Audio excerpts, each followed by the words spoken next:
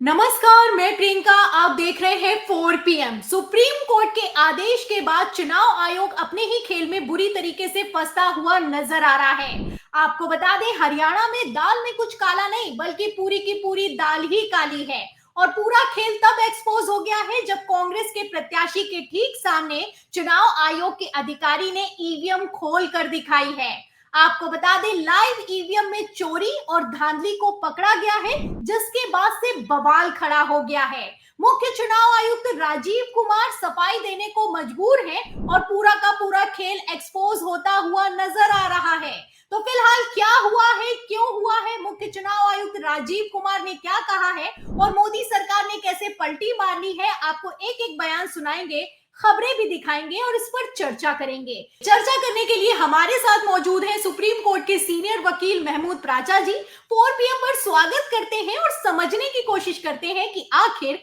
चल क्या रहा है। नमस्कार सर, आपका 4 PM पर बहुत बहुत स्वागत है।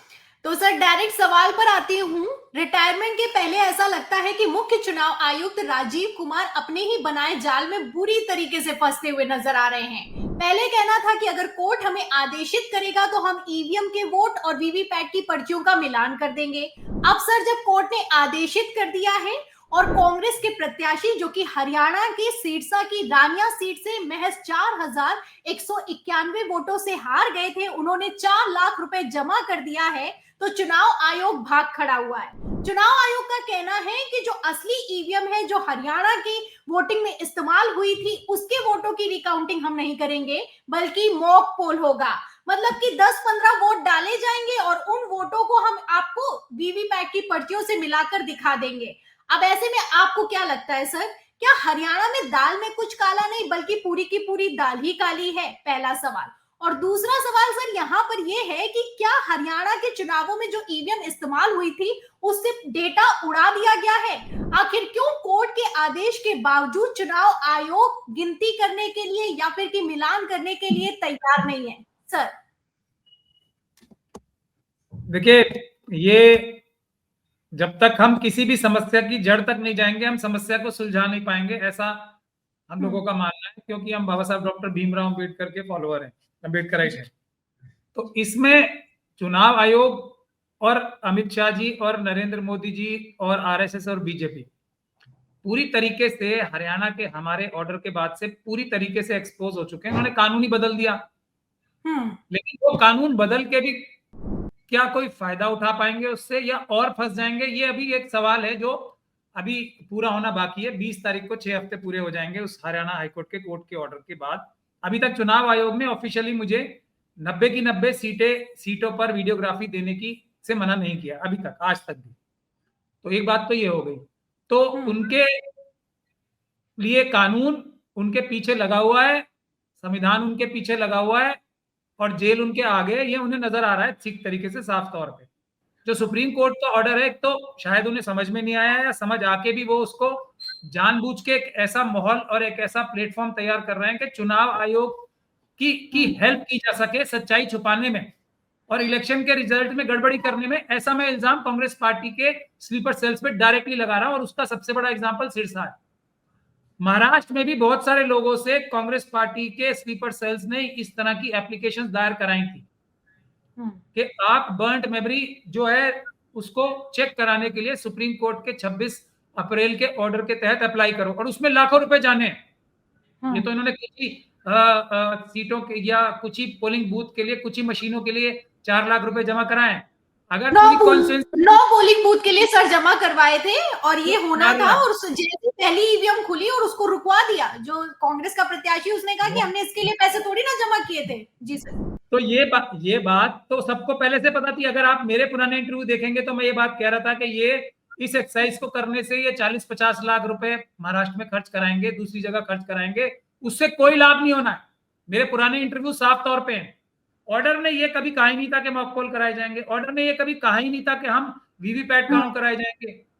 कराने के लिए ऑर्डर था ही नहीं सुप्रीम कोर्ट का। सुप्रीम कोर्ट का ऑर्डर केवल इतना था, और इसीलिए हम बता रहे थे कि इससे कुछ नहीं होने वाला, कि जो भी व्यक्ति इसके लिए अप्लाई करेगा बर्न्ट मेमोरी चेक कराने के लिए, तो वो बर्न्ट मेमोरी चेक, यानी कि उसकी जो बर्न्ट मेमोरी है उसको बीईएल भेजा जाएगा। ये सुप्रीम कोर्ट का ऑर्डर है।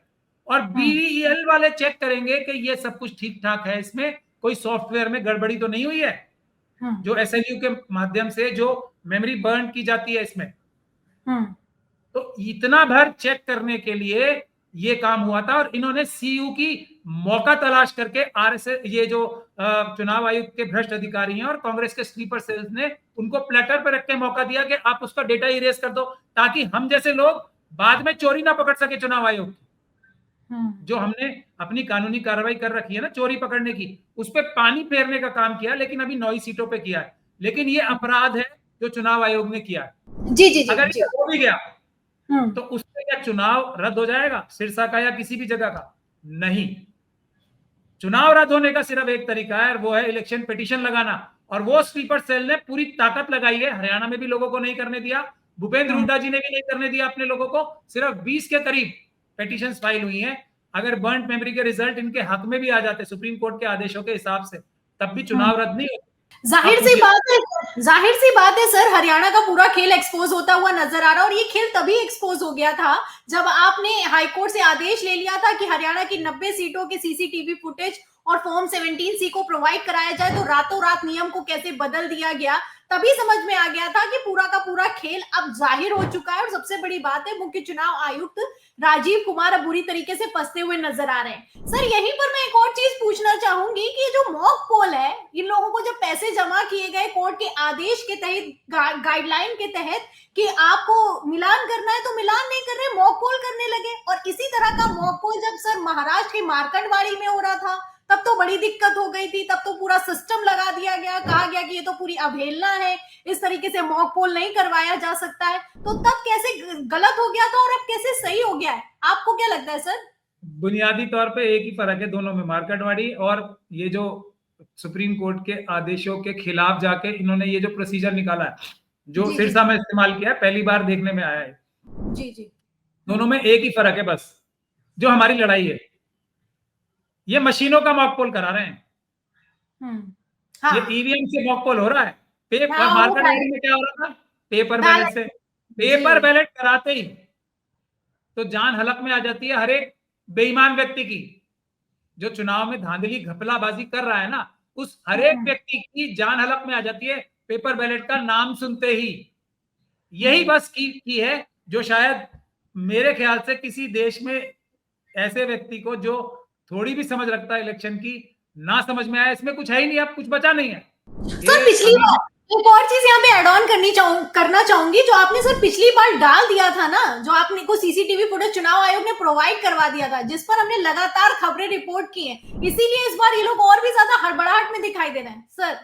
नहीं, मैं तो इनकी सच्चाई साबित करने के लिए कटिबद्ध हूँ कि मोदी जी, अमित शाह जी ने राजीव कुमार जी को इसीलिए तो रखा था कि वो पूरी तरह से चुनाव ईमानदारी से कराएं। मैं पूरी दुनिया को दिखाना चाहता हूं कि मोदी जी, अमित शाह जी ने और राजीव कुमार जी और उनके सारे अधिकारियों ने बहुत ज्यादा ईमानदारी से चुनाव कराया है, पूरे कानूनों का पालन किया है, पूरी दुनिया देख ले। अब पता नहीं क्या बात है, ये सब लोग मुझे इनको ईमानदार साबित करने का मौका ही नहीं दे रहे। ये कह रहे नहीं, हम तो शक के दायरे में ही रहना चाहते हैं, हम बेईमान ही रहना चाहते हैं, हमें ईमानदार बनना ही नहीं है, वरना दुनिया देख लेगी कि हम ईमानदार हैं। अब या हो सकता है इसकी बात उल्टी हो, लेकिन मैं आपको जो दूसरी महत्वपूर्ण बात ये बता रहा हूं कि ये जो उन्होंने बोला है, ये सिर्फ पोलिंग बूथ की वीडियोग्राफी के लिए बोला है 3600 घंटे जी। तो मैंने इसके जवाब में जो बोला है उसके बाद बहुत जगह प्रेस में वो ये बोला है कि छोड़ दीजिए, पोलिंग बूथ की बात है ना, वो मत दीजिए मुझे, मेरे 3600 साल बचा लीजिए, ठीक है, वो मुझे, मैं कोर्ट के जरिए से बाद में ले लूंगा, बाकी सब तो दे दें, जो वो कह रहे हैं बाकी सब में देने को तैयार हूं, बाकी सब भी दे दें, इनकी ईमानदारी 100% ईमानदारी प्रूव हो जाएगी। मतलब एक, मेरा क्या कहना है, मेरा तो शक ये है कि ये एक भी मशीन में, पूरे देश में सिर्फ एक मशीन में चुनाव आयोग के जो खुद का कानून, गाइडलाइंस और रूल्स रेगुलेशंस हैं वो पालन किया हुआ एक मशीन में दिखा दे वीडियोग्राफी के माध्यम से।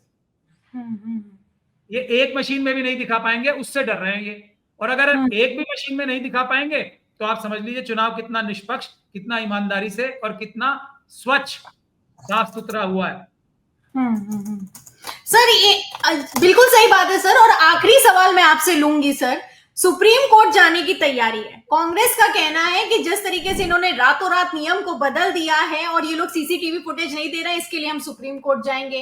और दूसरी बात यहाँ पर मैं आपको बता दूं, जो ये सिरसा में हुआ है रानिया सीट पर, जिस तरीके से चुनाव आयोग ने ईवीएम और वीवीपैट की पर्चियों का मिलान नहीं किया, इसको लेकर जो कांग्रेस का प्रत्याशी है वो भी सुप्रीम कोर्ट जाने वाला है। अब यहाँ पर सर सुप्रीम कोर्ट को लेकर एक खबर निकलकर सामने आई है। आप सुप्रीम कोर्ट के सीनियर वकील हैं, इसलिए ये सवाल आपसे करना तो बनता ही है।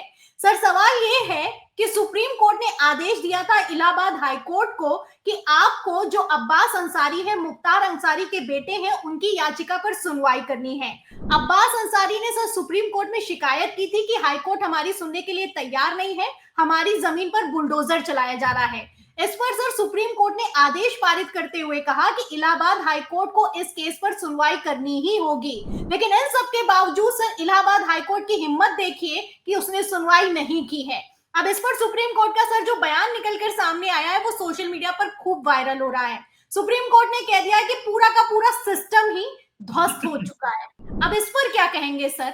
सुप्रीम कोर्ट की कोई सुनने के लिए तैयार नहीं है, चुनाव आयोग एक्शन लेने के लिए तैयार नहीं है, चुनाव आयुक्त जवाब देने के लिए तैयार नहीं है। ऐसे हालातों में सर लोकतंत्र का क्या होगा? जो महत्वपूर्ण बात यह है कि जब 2018 में 4 सुप्रीम कोर्ट के जजेस ने ये देश की जनता से गुहार लगाई थी, और मैं ये समझता हूं बार एसोसिएशंस की और वकीलों की ये जिम्मेदारी सबसे बड़ी बन जाती है जब बेंच यानी कि जजेस, सिटिंग जजेस 4 प्रेस कॉन्फ्रेंस करके ये बोलें कि हमारे ऊपर दबाव है और हम जनता से रिक्वेस्ट करते हैं कि वो आगे आए और हमारी रक्षा करें।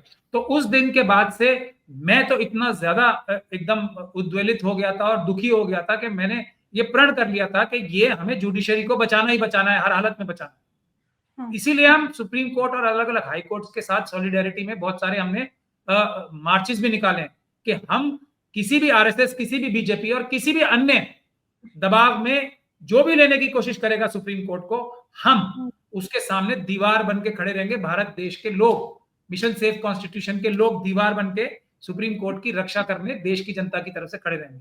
इसीलिए तो मैंने जो इतने मेहनत करके सख्त कदम उठाए हैं और उसमें काफी नुकसान मुझे भी हुआ है, वो उस 2018 की प्रेस कॉन्फ्रेंस से हुआ है। आज एक बार फिर सुप्रीम कोर्ट के जजेस का दर्द देख के हम लोगों के अंदर जो रिजॉल्व है ना, भले ही हमें अमित शाह जी कल गोली मरवा दें, कोई और रास्ता तो मेरे लिए बचा नहीं है। अमित शाह जी अब मुझे गोली मरवा सकते हैं, लॉरेंस बिश्नोई या जिस भी गैंग का नाम लेके, तो अब लेकिन हम मरने से भी नहीं डर रहे, क्योंकि ये पीड़ा जजेस की हमसे नहीं देखी जा रही। हम लेकिन देश नहीं बिकने देंगे, देश नहीं लुटने देंगे। सबसे पहले इंतजाम ही हमें इन स्लीपर सेल्स को एक्सपोज करना है, हर एक पार्टी के। हमने ये बीड़ा उठा लिया है और सुप्रीम कोर्ट के जजेस की भी पीड़ा का हल ये स्लीपर सेल्स को ही भगाना है।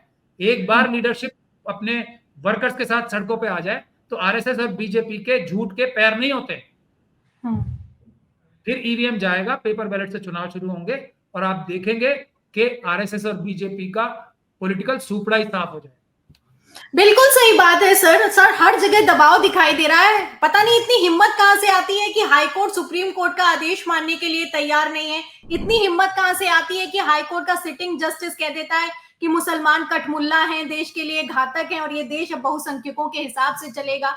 एक तरफ चुनाव आयोग सुनने के लिए तैयार नहीं है, दूसरी तरफ भारतीय जनता पार्टी, तो आप देख ही सकते हैं कि किस तरीके से खेला अपने चरम पर कर रही है। बहुत बहुत शुक्रिया सर, आपने 4 PM को समय दिया, हमारे सवालों के जवाब दिए। बहुत बहुत धन्यवाद सर। तो सुना आपने, ये थे हमारे साथ में महमूद प्राचा जी। उन्होंने किस तरीके से एक एक सवाल का एकदम सटीक जवाब दिया है और किस तरीके से चुनाव आयोग को फुल एक्सपोज कर दिया है, ये अपने आप में समझने वाली बात है। हालात गंभीर दिखाई दे रहे हैं। आलम तो ये हो चुका है कि सुप्रीम कोर्ट का आदेश हाई कोर्ट तक मानने के लिए तैयार नहीं है और अगर हाई कोर्ट आदेश दे देता है तो मोदी सरकार उस आदेश को रातों रात पलट देती है। तो चुनाव आयोग पूरी तरीके से एक्सपोज होता हुआ नजर आ रहा है। मुख्य चुनाव आयुक्त राजीव कुमार रिटायरमेंट के ठीक पहले बुरी तरीके से फंसते हुए नजर आ रहे हैं। ऐसे हालातों में सुप्रीम कोर्ट क्या एक्शन लेगा और रिटायरमेंट के ठीक पहले राजीव कुमार का क्या होगा, आपको क्या लगता है? आपकी क्या राय है इस पूरी खबर पर, चुनाव आयोग के खेल पर और इस पूरी चर्चा पर? आप जो भी सोचते हैं हमें कमेंट बॉक्स में जरूर लिखें। वीडियो को ज्यादा से ज्यादा शेयर करें, हमारे चैनल को लाइक करें, सब्सक्राइब करें, ज्वाइन करें। फिर मिलते हैं अगली खबर के साथ, अगली चर्चा के साथ। तब तक के लिए धन्यवाद।